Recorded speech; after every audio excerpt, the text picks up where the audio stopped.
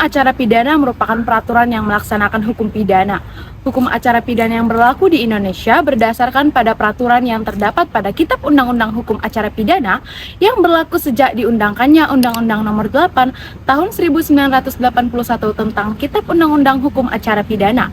Dengan terciptanya Kitab Undang-Undang Hukum Acara Pidana, maka pertama kali di Indonesia diadakan kodifikasi dan unifikasi yang lengkap dalam artian meliputi seluruh proses pidana dari awal mencari kebenaran sampai pada kasasi, Mahkamah Agung sampai pada peninjauan kembali. Menurut Van de Kemper, hukum acara pidana adalah sejumlah asas dan peraturan undang-undang yang mengatur bila mana undang-undang hukum pidana dilanggar, negara menggunakan haknya untuk memidana. Menurut Simon, hukum acara pidana adalah mengatur bila mana negara dengan alat-alat perlengkapannya mempergunakan haknya untuk memidana. Menurut Murjatno, hukum acara pidana adalah bagian dari keseluruhan hukum yang berada di suatu negara yang memberikan dasar dan aturan yang menentukan dengan cara dan prosedur apa suatu ancaman pidana yang ada pada perbuatan pidana dapat dilaksanakan. Menurut Keputusan Menteri Kehakiman Republik Indonesia tahun 1982 tentang pedoman pelaksanaan Kitab Undang-Undang Hukum Acara Pidana, tujuan dari hukum acara pidana adalah untuk mencari dan mendapatkan atau setidak-tidaknya mendekati kebenaran yang selengkap-lengkapnya dari suatu perkara pidana dengan menerapkan ketentuan hukum acara pidana secara jujur dan tepat. Dengan tujuan untuk mencari siapa pelaku yang dapat didakwakan melakukan suatu pelanggaran hukum, dan selanjutnya meminta pemeriksaan dan putusan pengadilan guna menemukan apakah terbukti bahwa suatu tindak pidana telah dilakukan dan apakah orang yang didakwa itu dapat dipersalahkan. Menurut Andi Hamzah, tujuan hukum acara pidana adalah mencari dan menemukan kebenaran material itu hanya merupakan tujuan antara. Artinya, ada tujuan akhir, yaitu menjadi tujuan seluruh tertib hukum Indonesia dan mencapai suatu masyarakat yang tertib, tentram, damai, adil, dan sejahtera. Tujuan hukum acara pidana itu ada 3. Pertama, mencari kebenaran material, artinya mencari kebenaran sebenar-benarnya guna menerapkan hukum acara pidana secara tepat dan jujur. Dengan tujuan untuk mencari siapa pelaku yang dapat didakwakan dan apakah orang yang didakwakan itu dapat dipersalahkan. Kedua, pemberian keputusan oleh hakim. Tujuan hukum acara pidana adalah setiap orang yang ditahan, dituntut, dan ditetapkan di depan pengadilan tidak boleh dihukum sebelum ada putusan yang mengikatnya dan berkekuatan hukum yang tetap tepat. Nah, yang ketiga itu adalah melaksanakan keputusan oleh hakim. Dari ketiga tujuan ini berguna untuk menciptakan ketertiban, kedamaian, dan ketentraman di lingkungan masyarakat. Fungsi hukum pidana material atau hukum pidana adalah menentukan perbuatan-perbuatan apa yang dapat dipidana, siapa yang dapat dipidana, dan pidana apa yang dapat dijatuhkan. Sedangkan fungsi hukum pidana formal atau hukum acara pidana adalah melaksanakan hukum pidana material. Artinya, memberikan peraturan cara bagaimana negara dengan mempergunakan alat-alatnya dapat mewujudkan wewenangnya untuk mempidana atau membebaskan pidana. Untuk mewujudkan wewenang yang sudah dijelaskan sebelumnya, ada 2 macam kepentingan yang menuntut kepada alat negara. Yang pertama adalah untuk kepentingan umum, dan yang kedua adalah untuk kepentingan orang yang dituntut. Yang pertama adalah untuk kepentingan umum. Untuk kepentingan umum berarti bahwa seseorang yang melanggar peraturan hukum pidana harus dipidana sesuai dengan kesalahannya untuk mempertahankan keamanan umum. Dan yang kedua adalah untuk kepentingan orang yang dituntut. Untuk kepentingan orang yang dituntut berarti bahwa orang harus diperlakukan secara jujur dan adil. Artinya, jangan sampai ada orang yang tidak bersalah dijatuhi pidana. Dan apabila ia memang bersalah, ia harus dijatuhi pidana yang sesuai dengan kesalahan yang diperbuatnya. Selanjutnya, hukum acara pidana pada masyarakat tradisional Indonesia. Sebelum masuknya Belanda ke Nusantara, lembaga tata negara dan hukum telah tercipta dari masyarakat tradisional itu sendiri yang dikenal dengan hukum adat. Hukum adat merupakan pencerminan hukum yang terpencar dari jiwa bangsa dari abad ke abad yang hidup dan terpelihara di tengah-tengah masyarakat.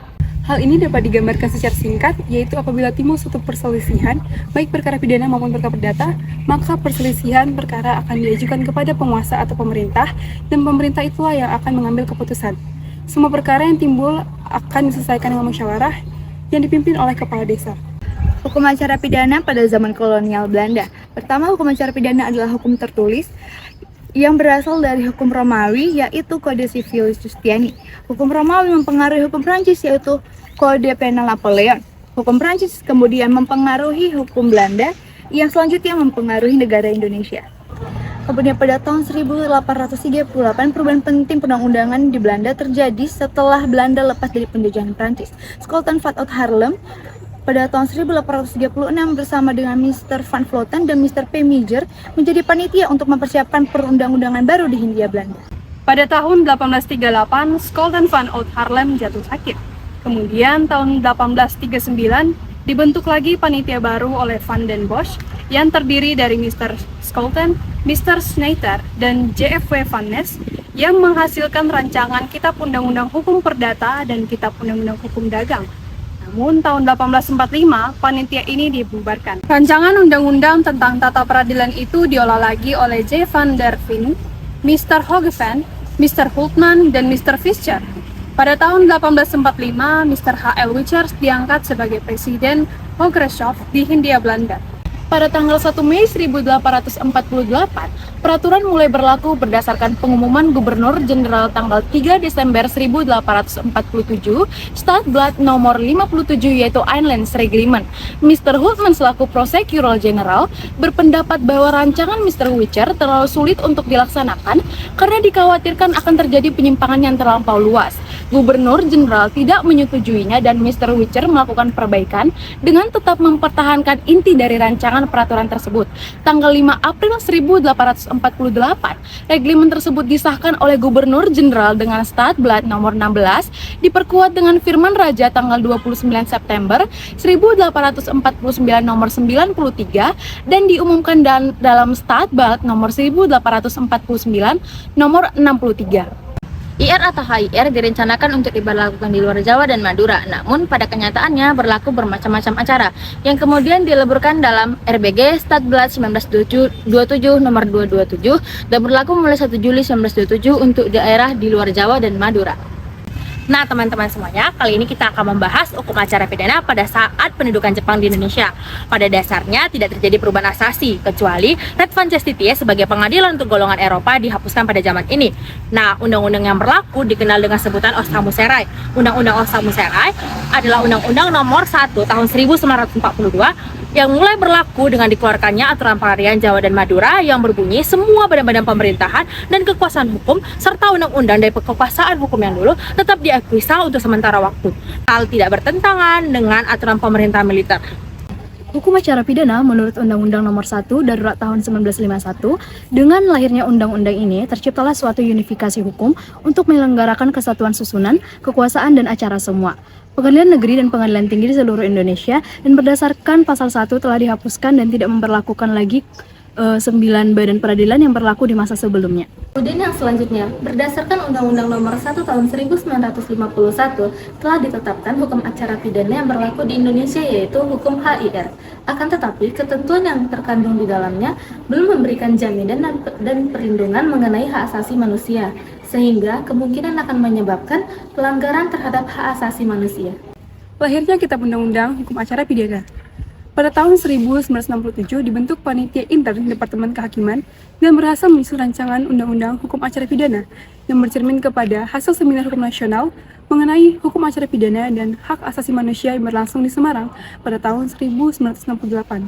Kemudian pada tahun 1973 ditetapkan konsep-konsep yang telah dikumpulkan oleh Panitia Intern Departemen Kehakiman. Selanjutnya, pada tahun 1974, naskah rancangan Undang-Undang Hukum Acara Pidana tersebut telah disempurnakan. Penyusunan rancangan tersebut diintensifkan pada tahun 1979 ketika Mujono menjabat. Diadakan pertemuan antara pejabat-pejabat dan didengar pula pendapat ahli-ahli hukum. Kemudian hasil rancangan Undang-Undang Hukum Acara Pidana tersebut disampaikan kepada DPR melalui amanat Presiden pada tanggal 12 September 1979 nomor R.08-P.U-9-1979.30.